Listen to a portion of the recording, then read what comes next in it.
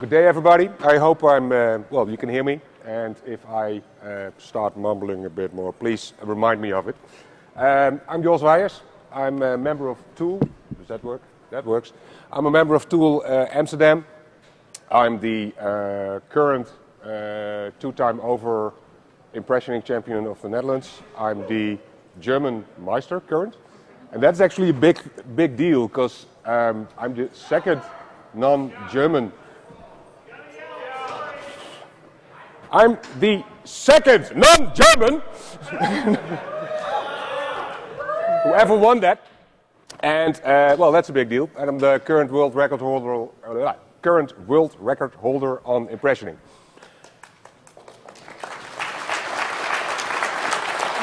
Thank you. Impressioning. That's what it's all about. We're going to impression keys. And what is that actually? Impressioning. Key impressioning is filing a blank uncut key to a working key without any prior knowledge of the binding of the lock. That's basically it. That's what we're going to try. That's why I have this setup. It will include a demo, and I try stuff with a microscope. I hope that works so you can actually see what I should be seeing. Okay. That's wrong. Okay. Is this a new thing? Well, actually, it's not. Because this guy, Edward Tickle, used this technique in the end 70s for FBI Black Ops, well, for Black Ops. One of the stories is that they had to go into a building, but they obviously did not have a key for, otherwise he would be done. And what the feds did, they put a big cardboard next to the door with a hole in it and add in the cardboard. So he started impressioning through the hole and he ended up with a working key. The fun part, well, the neat part of impressioning opposed to lockpicking is that when you're done, you don't only have a open lock, but you have a key, which you can give to another operator who is probably not that efficient in lockpicking or impressioning. But that doesn't matter, because he knows how to operate a key. That was a bad joke. Well, if anybody knows this guy, I'd like to hook up with him, because I'd really like to pick his brain. But, well, up till now, we didn't find anything about it, besides a documentary, and that I really didn't want to show you guys, because it is in English, but it's dubbed over in German, so if I redub that to English, that's going to be crap.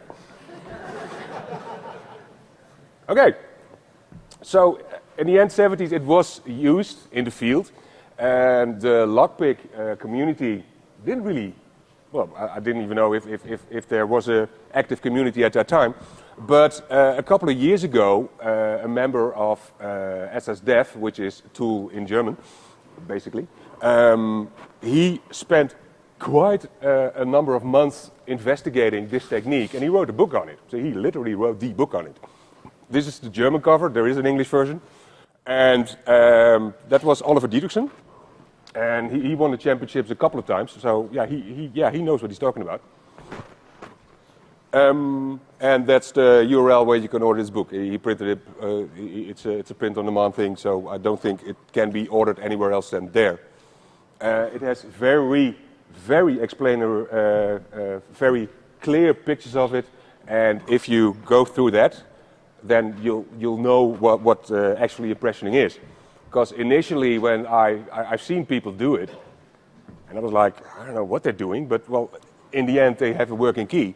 But after I read this book, and well, mainly looked at the pictures, because that's where the most info is, then you do know, oh, that's what I'm looking for.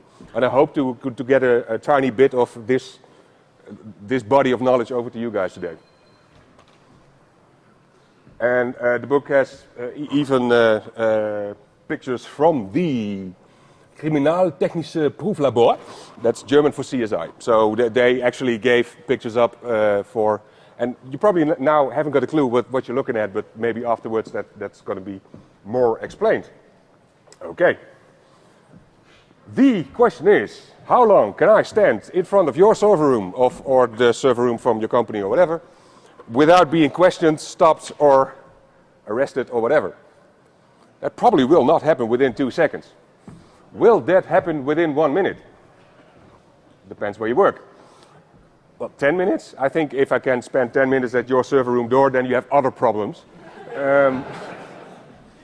But the neat thing about impressioning is that if the answer to this question is either A or B, you're fucked. Because I'm not saying that I can press in any key in a minute. I mean, I've done it before, but that does not mean I can do it on a drop of the hat. But 2 seconds is enough for one little step in impressioning. And in contrary to lockpicking, where you can open your lock and be done with it, you can't half open a lock, but you can half impression a lock. You can stop and return later. Sorry.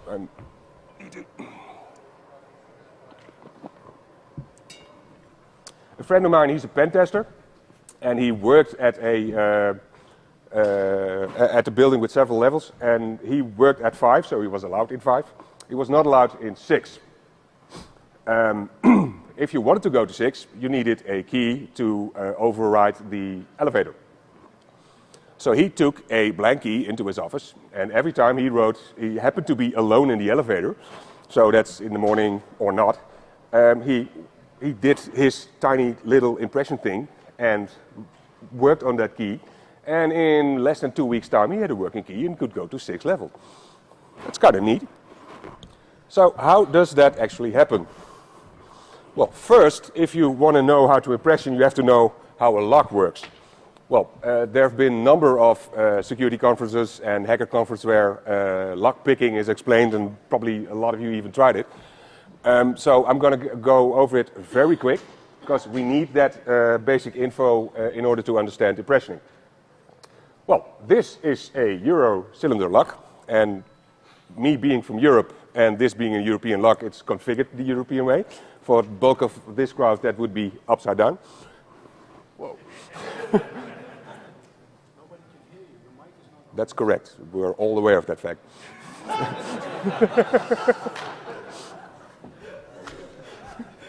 But thanks, Roy. You're late.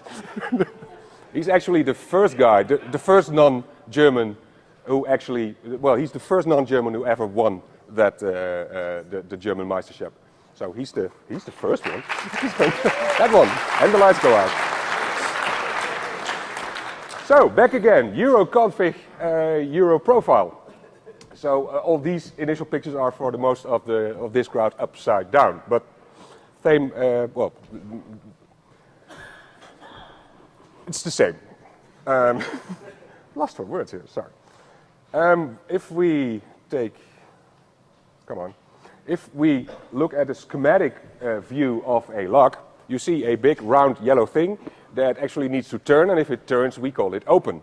But for some reason it doesn't, and you see a other metal bit which is colored red in this picture. That probably has something to do with it, but we can't really tell that much now, so we go one layer deeper. These schematics are actually done by Deviant, and well, I, with permission, nicked them. And I like to use them because they're very clear, they're very informative, and I can't draw for shit.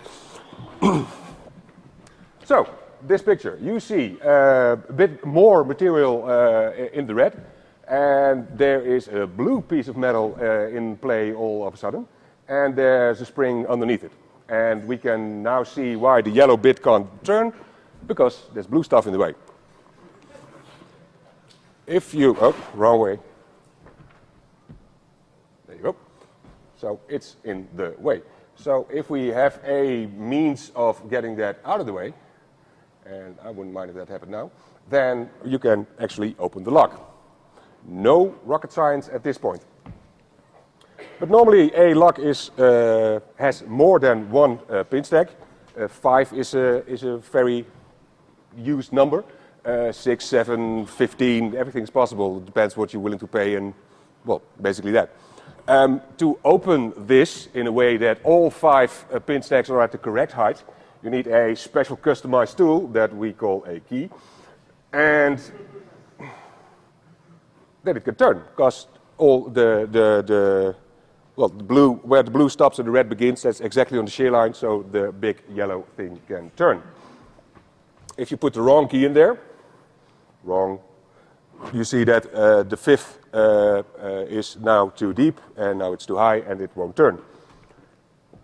In the perfect world, if you put nothing in there and try to turn your cylinder, then it won't open, like we all know. And that won't open because there's several blue bits of pieces preventing it. But we're not in a perfect world. We use stuff like this. I mean, cylinder gets drilled in a machine that's mass produced.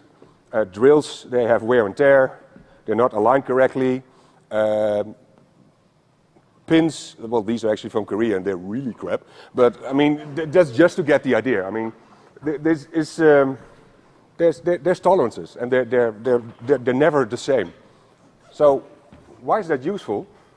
Because you can't really make a perfect lock, and even if you could, it would have been way too expensive and not that useful. I mean, for a normal lock to operate, that's enough for most people. So what we try to envision is, you see that the 5 dots on the left side, that's actually up for you. So that if you turn it, that actually not 5 of these blue bits are preventing it from turning, but one of the blue bits is the first to prevent it from turning. So if I would be able to take the second pin stack and put it down to the correct level, then another blue bit would be preventing it. So basically, we try to look at a 5-pin lock as 5 locks concerning just containing one pin stack.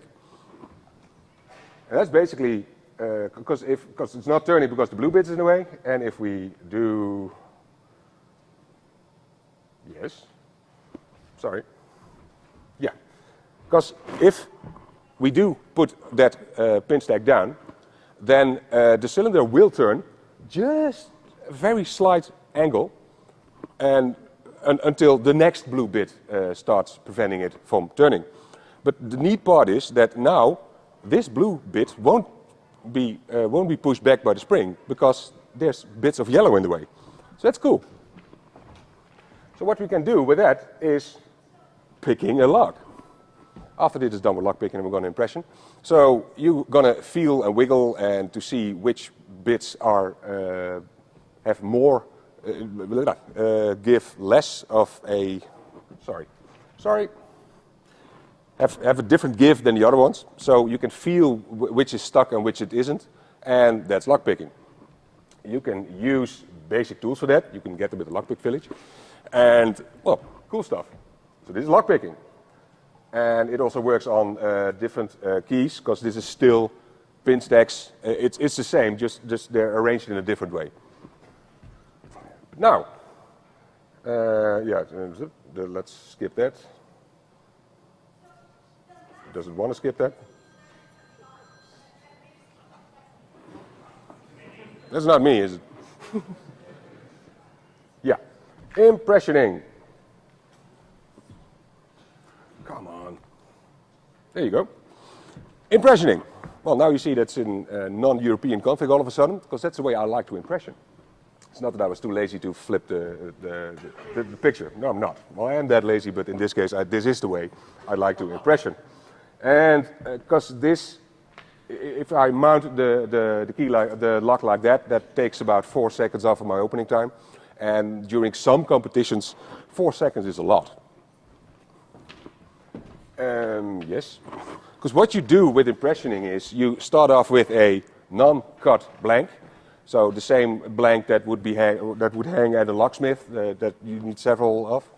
But one thing is the key has to fit into the lock, not turn it, because that would be a key. But you yeah, then you're done. Not used to yelling.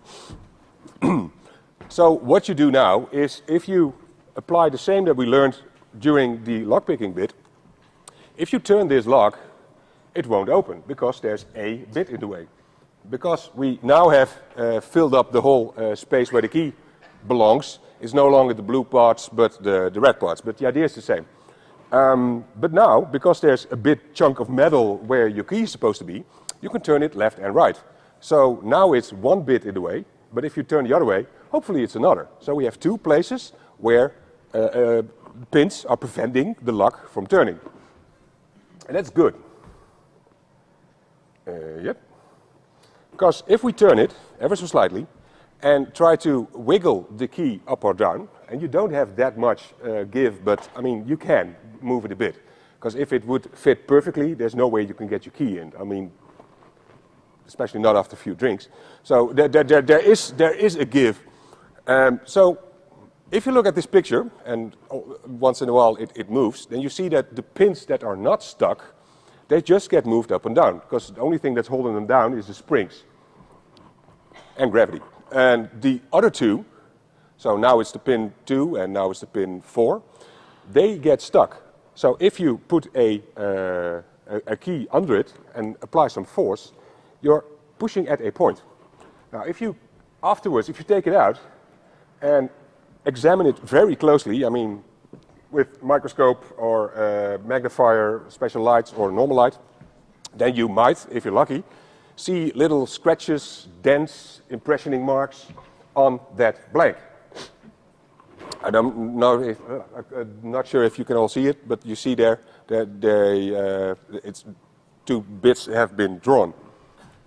And is this viewable for anyone? Yeah. Okay, cool.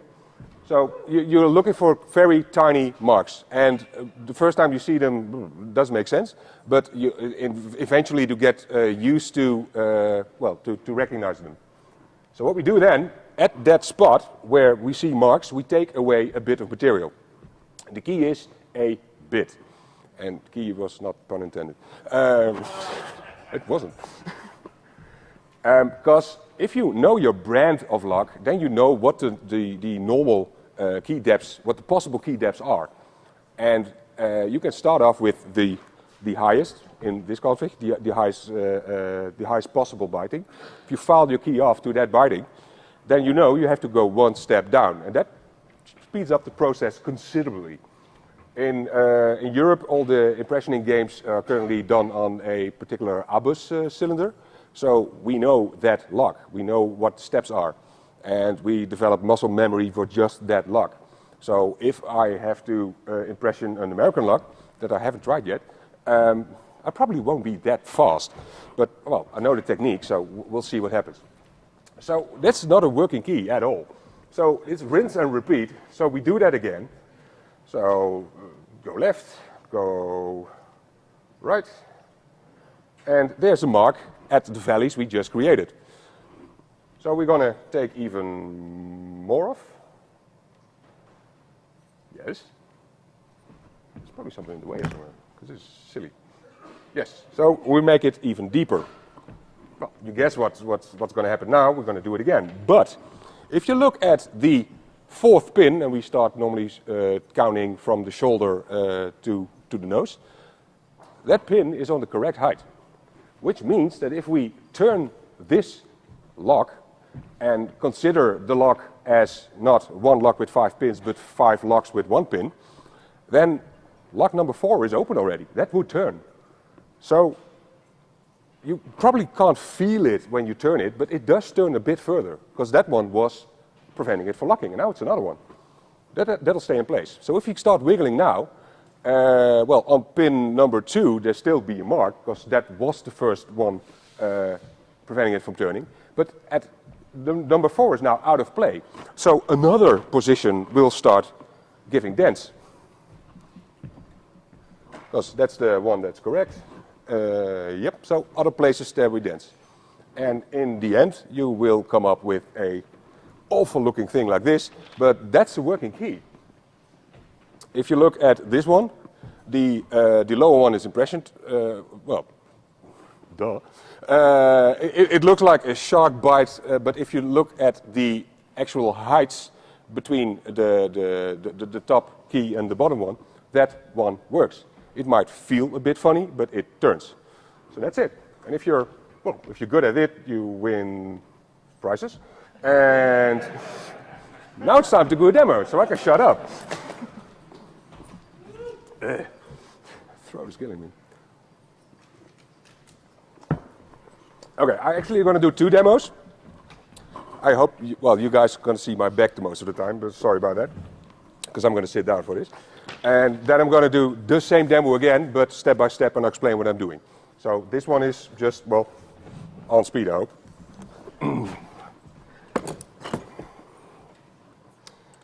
It's good to not talk for a second. Oh, different lights.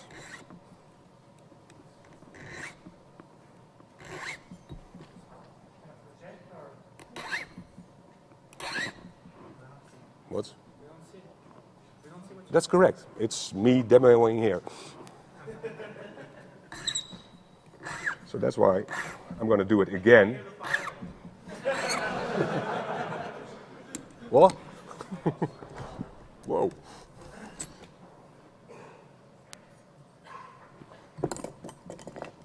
Steady.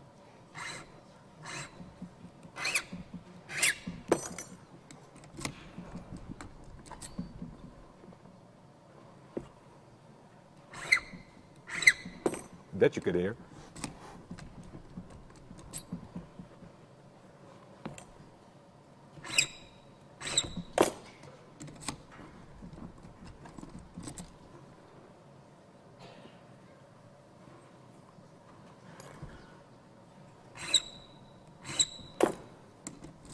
Open.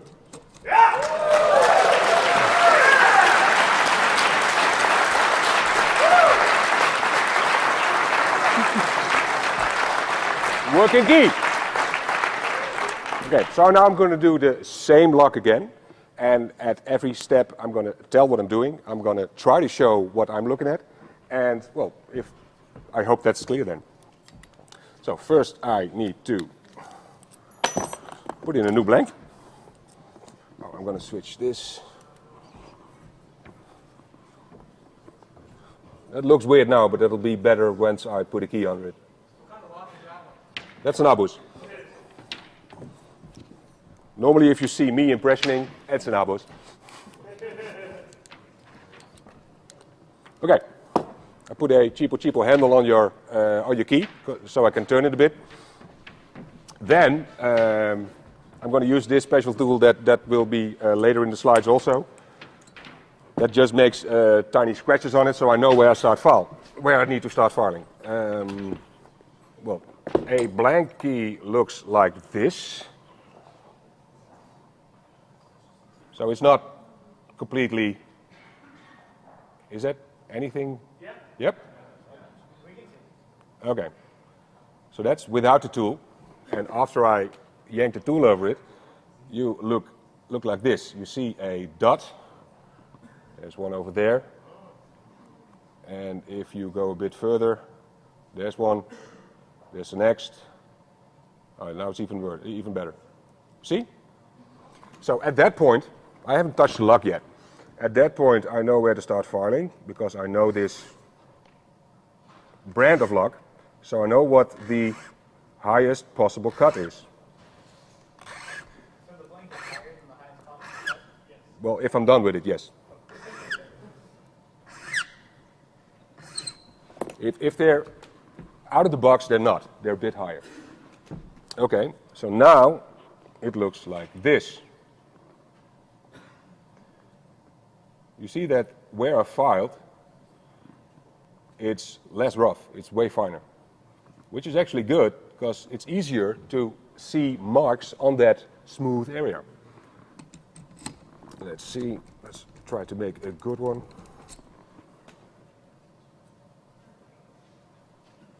Yeah, I'm a bit off, but that's okay. I see on, whoops, where are we? There is a spot. There. I'll try to get it in focus, but it's where my cursor is now. Now you see it. You see? Okay, so at that point, I take off one depth.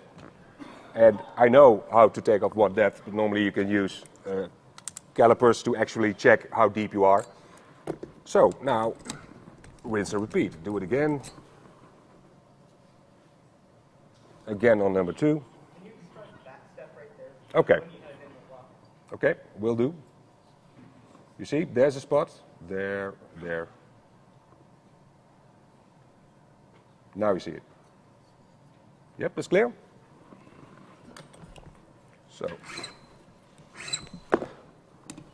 put it in. Turn it left. Up, down, up, down, up, down. Turn it right. Up, down, up, down, up, down, up, down. That's it. Yeah, I mean, it's training, no rocket science.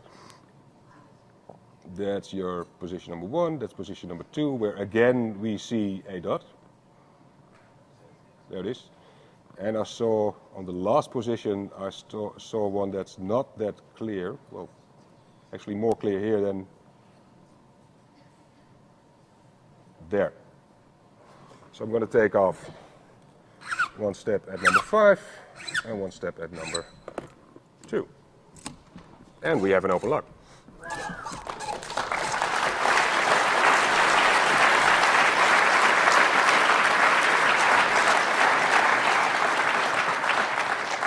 Well, this doesn't get amplified, but it doesn't want to.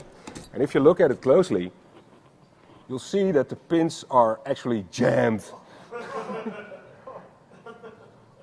So that one, we call that a crater mark for obvious reasons. So if I clean that up, to take just the teeny bits off, sounds neat. Well, better. Working key. So now, if this would have been a black op, I'd just give... Whoa! I'm alive! Okay, when I submitted this slide deck to DEFCON for, to put on the CD, I didn't have the well, I can lower my voice now.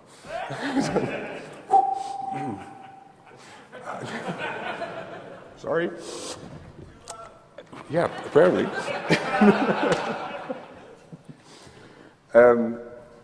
We passed that back. There you go. I didn't have this slide deck ready, but there is a slide deck on there that's quite, it looks like this, but it's not complete. Because last night in my hotel room I added quite a lot of slides. Yeah, you get stupid sometimes. And what I did is to do that impressioning and to get some footage that you just saw, but took stills of it, and they're at the back of my presentation, so if you download it afterwards, then that should be viewable. Okay, over the years, because there has been, there has been competitions longer than, there have been a couple of years of competitions in Germany and in the, this is working. Yeah, that's the reason. There have been competition in Germany and in Holland, and if you look at the opening times, the best opening times during those competitions, you see a drop. So how is that possible? And that's not just because I started competing. We have better gear, and we learned and trained more. And what is the gear that you need actually? It's not that fancy. What you need is, as a training aid, a caliper, but for that to be useful, you need to know your possible levels. Can be found online. Ollie's book has a whole chart of it, and mostly, they should be like that. So it can be found online. I like the Kruplin on the right because you can do it quite fast, and you can put marks on it that are not as useful on a normal caliper.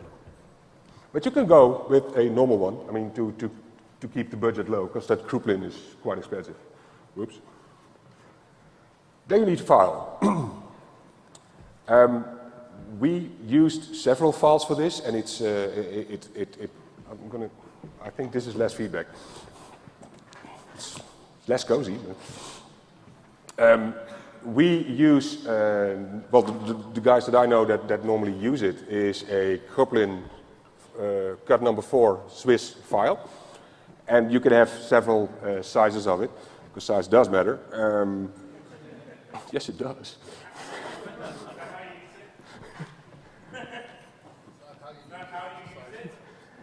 That also is useful. I mean, training is training is key, but size also. So, well, we use this. Well, I use this. I use a rat tail, which means that it's shaped like that. You have also pippin files, and if they are more drop shaped. I personally don't like them, but I know a lot of locksmiths who swear by them. I mean, they really want that one. It's personal preferences. I mean, I go with mine. A good file is not cheap, but if you treat it well, that'll get you, well, years and years of fun. Because, yeah, I had once that a key broke off during a game, and that's weird. You don't want to have that. Nope, still don't like it. You need a vise to hold your lock. Probably a door will do also, but that's what it's there for. I didn't do nothing. Am I gone? Fuck. Aha.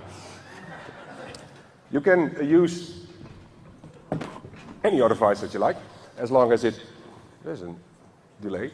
Well, any vise will do, but I use Manfrotto super clamps. That's the one on the right, and well, they work for me perfect. They can swivel the way I want it, and well, basically they look the part. So that's why I have it. And they're light. So if you want to take the left one to a conference, you can't have any other luggage. Well, yeah. And you need a shitload of blanks. Because the first time you're going to try this, you will break blanks. If you're not doing it correctly. Because training will cost you blanks, a ton of them. So get them somewhere cheap. I mean, your local locksmith will have, this weird, your local locksmith will have blanks, but they're probably going to sell them to you for the normal rate that he sells cut blanks. So if you need 200 of them, it's going to be expensive. So make sure to get them somewhere else, or at least in bulk. Brass keys seem to be the best, because they make nice markings. On a steel key, so some are made of steel, you don't get markings. And if you switch to aluminum or any other lighter materials, they tend to break. So the middle of the road type being brass seems to work out the best. You need some form of magnification. The one I had here, this is a cheapo, nothing fancy, normal light. You can have the one on the left is quite fun for field work. It's a add-on to a mag light. That's normally, initially that was used for geologists to look at tiny rocks. But it works with impressioning also. And there is a light box available on the bottom right. That one is actually crap, but I like the idea. It has a magnifier on top of it, and there's several switches where you can alter the light. So it has UV, normal light, LEDs, whatever. And so it's neat, but well, this one isn't. And there's, well, just yesterday I got pictures of the toolkit, the kit from Tool, that has even another light that I never seen before, and this morning I had the first opportunity to play for it, and I like it. I'm probably not going to use it in competitions because this is fast, but for field work, yeah, I think it's maybe even better than the one with the mag light attached to it. You need some form of gripping device, because the forces you're going to put on your key, you don't want to do that by hand. You can't. There are several commercial products to actually do that. The one on the left is quite popular. I know a couple of guys who also use that. I like it also. It's light, and I like light. You can use a normal grip, and I just had a hunk of metal with a couple of holes drilled in it. There is a lot of snake oil sold for impressioning handles, because once I got a handle that was, I don't know, 80 quid, something like that, it failed the first time I used it. I mean, there is some stuff. If it's over-engineered, at this point, you don't need it. I have a other tool that I didn't use now because it's a visual aid that I, especially when I started training, I used a lot. I used a internal core, a cylinder, and I filed it off. The fun part is, if you stick a key in there, you can see where the marks should appear, because they would be in the middle of my filings. So, because normally if you file and you see a mark, you get, is that a real mark? Did I do that? Is that SUT? Is that a filing mistake? But if it's dead smack in the middle of where it's supposed to be, and this visual aid helps you to determine if that's the right spot, then it's probably a mark and you can file. So that's also a cheapo solution. This is a tool that was custom made by Jort Knaap. That's the tool I initially used to get the markings on the key so I know where I can start filing. Okay. Now, if you try this, when you look at the filed key that looked like if a shark took a bite of it, those edges are actually quite sharp. You will cut yourself. I mean, that's going to happen, especially if you're in a competition and it has to open now. That stuff goes wrong. I mean, one of the first competitions I entered in Germany, the first log that I had to give back to the judges, that was red. And it was not red when I got it. It wasn't. And the files are also quite pointy. So sometimes stuff will go wrong. And on the longer term, because you are making quite a weird movements. So carpal tunnel is definitely on the horizon. That's going to happen. And you guys all be in IT, and me also. You don't really want that.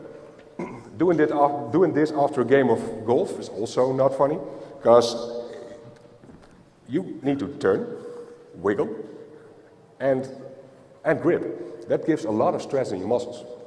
So I spoke with an occupational therapist, who happens to be my girlfriend, and I speak to her quite often actually, and we figured out that if I take longer screws in my grip, because these were, initially when I got this, it was nice and smooth, because yes, it's handmade, but not by me.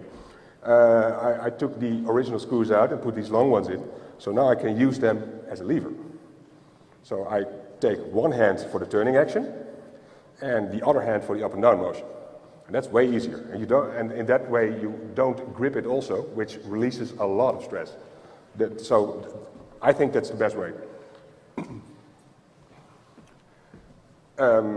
Well, like I told you, there is a tool set on the market. It's available at the vendor area and in the lockpick village.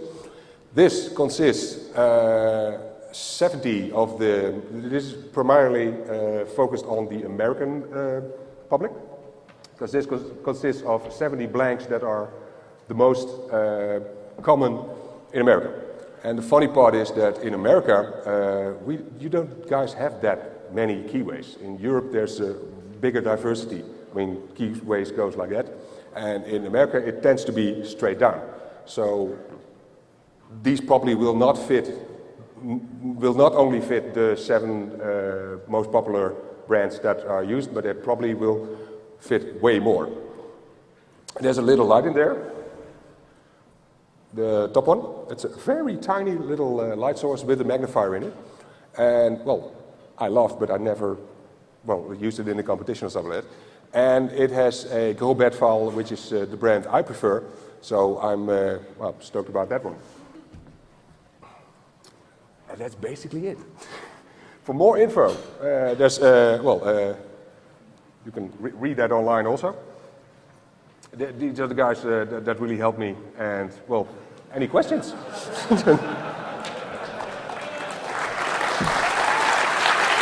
Thank you. Thank you very much.